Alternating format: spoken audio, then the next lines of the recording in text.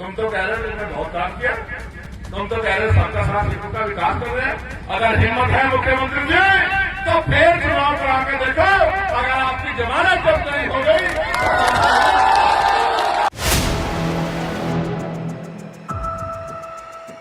उत्तर प्रदेश में इन दिनों 9 विधानसभा सीटों पर होने वाले उपचुनाव को लेकर चुनाव प्रचार अपने चरम पर है। इस बीच सियासी दलों के बीच वार पलटवार का दौर भी जारी है। विपक्षी दल सत्ता पक्ष को घेरने को लेकर कोई मौका नहीं छोड़ रहे, सियासी घेराबंदी करने में जुटे हुए हैं। इस बीच नगीना से सांसद और आजाद समाज पार्टी चीफ चंद्रशेखर आजाद भी उपचुनाव में अपनी पार्टी के प्रत्याशियों के प्रचार में जुटे हुए हैं। बीते दिन उन्होंने मुरादाबाद के कुंदरकी विधानसभा सीट से प्रत्याशी चांद बाबू के लिए चुनावी प्रचार किया और चुनावी मैदान में उतरे, उनके लिए वोट मांगे। इस दौरान चंद्रशेखर ने खुले मंच से सीएम योगी को सीधा ललकारते हुए कहा, अगर उनमें हिम्मत है तो वो निष्पक्ष चुनाव करवा कर दिखाएं। अगर उनकी जमानत जब्त नहीं हो गई तो कहना।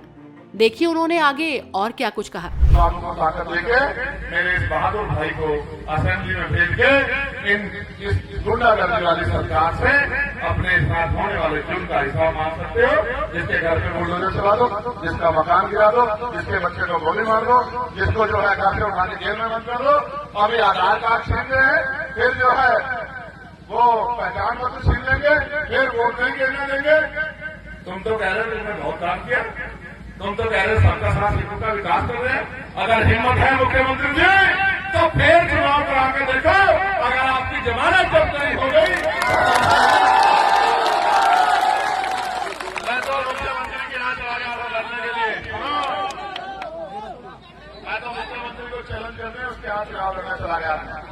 और मेरे हाथ जाए नगीना में चुनाव लड़ने 7-8 विधानसभा है, जिला बिजनौर में कोई से एक पे आ जाए, अगर जमानत जब्त करवा के नहीं भेजी तो हमारा नाम। वहीं चंद्रशेखर आजाद ने यूपी उपचुनाव की तारीख बढ़ाने को लेकर भी निशाना साधा।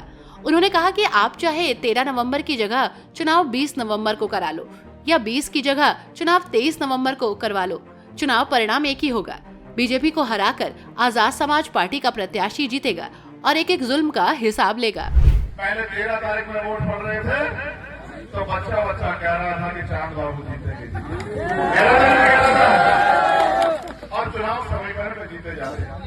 यहाँ हमारी पार्टी का बेस वोट बिल्कुल मुट्ठी बंद होकर चांद बाबू के साथ रहा। जानते नहीं जानते, फिर चांद बाबू के समाज का वोट, हमारे मुस्लिम समाज का वोट, हमारे किसान जाति का वोट, हमारा पिछड़े वर्ग का वोट, हमारी नस्ल समाज के लोग, प्रजापति समाज के लोग, पाल समाज के लोग, जाट गुर्जर समाज के लोग, तमाम लोग जिनके लिए हमने लड़ाई लड़ी है, वो भी हमारी पार्टी में बहुत मेहनत करते हैं।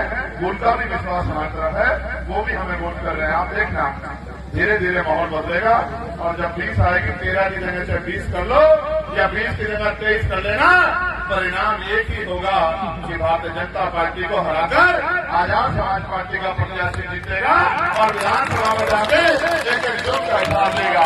लेकिन ये तभी संभव है जब आप अपनी वोट का इस्तेमाल करो और 20 तारीख को जब आप वोट डालने जाओ तो बिना किसी घबराहट के एक एक वोट केंद्रीय का बटन दबाकर हाजी चांद बाबू को देने का काम करो। और अगर आपने कर लिया क्या होगा, फिर ये होगा कि अभी तो चाहे असेंबली में कोई कानून पास करवा दो, कोई बोलता नहीं है, लेकिन अगर उसके बाद कोई भी कानून गरीबों के खिलाफ बनेगा तो एक मजबूत सशक्त आवाज इस क्षेत्र के गरीबों की चांद बाबू के रूप में सरकार से टकराने का काम करेगी, सरकार से आंख मिला के अपनी हिस्सेदारी मांगने का काम करेगी, अपने क्षेत्र की समस्याओं का हल कराने का काम करेगी। वहीं चंद्रशेखर आजाद की खुले मंच से दी गई सीएम योगी को चुनौती से प्रदेश में सियासी हलचल तेज हो गई है। वैसे आपका इसको लेकर क्या कहना है? कमेंट में हमें जरूर बताइएगा।